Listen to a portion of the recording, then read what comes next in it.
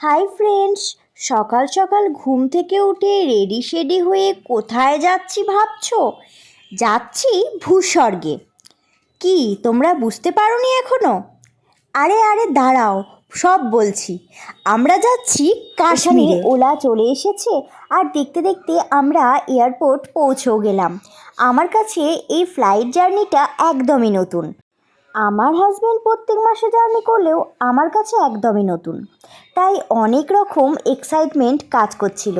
Entry গেটে আমাদের checking হয়ে গেল, টিকিট ও আইডি চেক করে আমরা ভেতরে চলে গেলাম। লাগেজগুলো ড্রপ করে বোর্ডিং পাস নিয়ে সিকিউরিটি চেকিংয়ের জন্য আমরা এগুলাম। আর লাগেজের ওয়েট যেন 15 কেজির বেশি না হয়, তাহলে আলাদা চার্জেস লাগবে।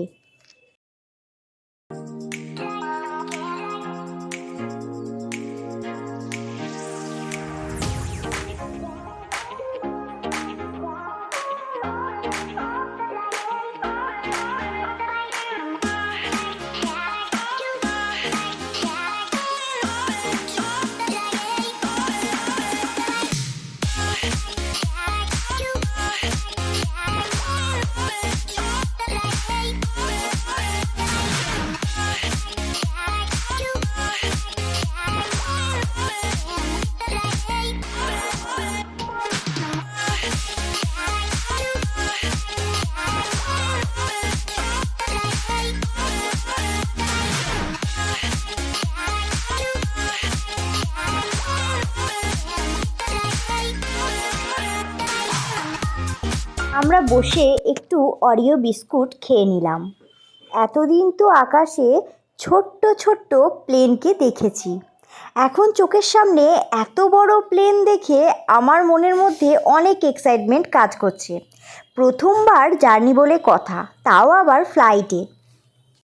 তারপর আমাদের ফ্লাইটের টাইম হয়ে এলো আর আমরা চললাম ফ্লাইটের উদ্দেশ্যে।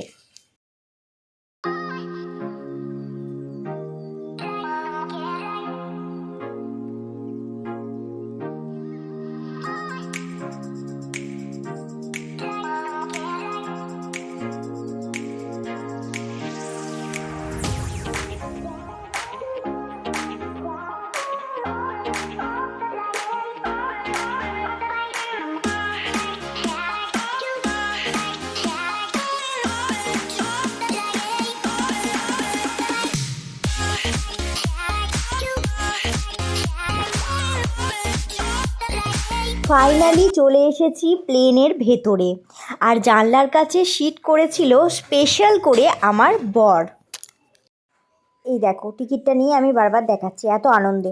তারপর এই যে সামনে এই যে প্যাকেটটা আছে, ওর মধ্যে যদি ভমিটিং হয় তার জন্য একটা তোমার প্লাস্টিক টাইপের আছে, আর তার সাথে একটা বই আছে। আর তোমরা যারা ফার্স্ট টাইম ফ্লাইটে জার্নি করছো তারা কিন্তু সাথে কটন অবশ্যই রেখো। কেন জানো? কারণ কানে প্রচণ্ড পেন হয়, সবার সমান হয় না, বাট প্রায়ই কিছু কিছু মানুষের কানে প্রচণ্ড পেন হয়। যেমন আমার যাবার সময় হালকা পেন হলেও আসার সময় আমার খুব পেন হয়েছে। তাই তোমরা অবশ্যই কটন রেখো সাথে, বা হেডফোন রেখো। ফোন এরোপ্লেন মোড করে তোমরা গান শুনতে পারো।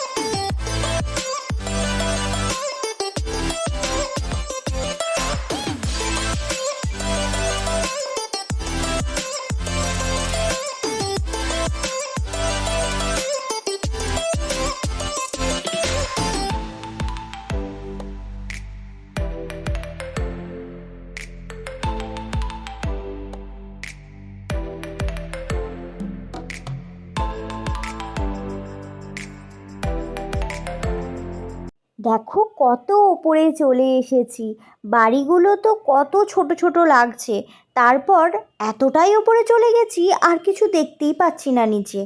আর শুধু মনে হচ্ছে তুলোর মধ্যে, মেঘের ভেতরে তুলোর মধ্যে আমরা ভাসছি।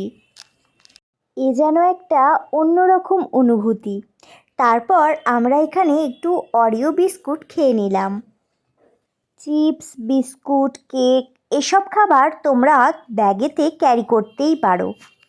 আমি এখানে বলছিলাম আমার কানটা বন্ধ হয়ে গেছিলো, একটু আগে খুললো। মাঝ আকাশে আমরা এখন আছি। বাইরেটা এখন বিশাল রোদ, মানে এখন বাজছে 5টা 19। এত রোদ বাইরে ভাবা যায় না। মানে আমি তো একটু আগে জানলাটা খুললাম, ভীষণ রোদ। ছোটো করে একটু ঘুমালাম, লাইটটা অফ করে দিয়েছে গাড়িটা।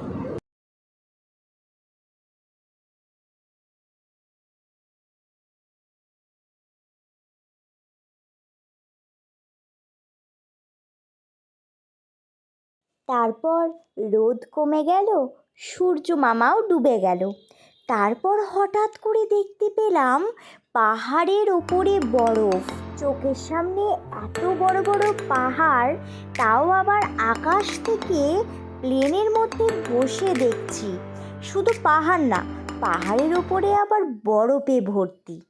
তো কি সুন্দর যে অনুভূতি, বলে প্রকাশ করা যাবে না।